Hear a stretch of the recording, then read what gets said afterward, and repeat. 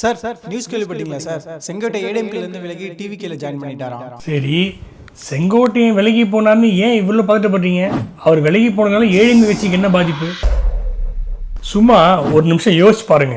அவர் கட்சிக்குள்ள வீண் ஆர்ப்பாட்டம் பண்றது இது என்ன புதுசா? 2012லயே நம்ம அம்மா ஜெயலலிதா அவங்களே தான் மந்திரி பதவியில இருந்தும் கட்சி செயலாளர் பதவியில இருந்தும் செங்கோட்டனை நீக்கினாங்க. எதுக்கு தெரியுமா?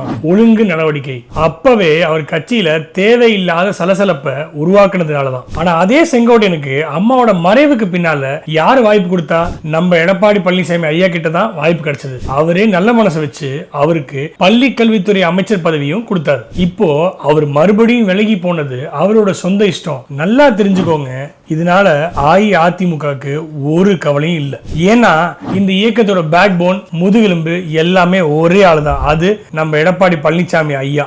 என்ன ஆனாலும் சரி, எத்தனை பேரு இப்படி கிளம்பி போனாலும் சரி, நம்ம கழகம் ஆலமரம் மாதிரி. ஒரு விழுது சாஞ்சா என்ன, அந்த வேர்ல இருந்து விழுந்த ஒரு ஆலமரம் விழுதுதான் இன்னைக்கு மலை மாதிரி வளர்ந்து நிக்குது.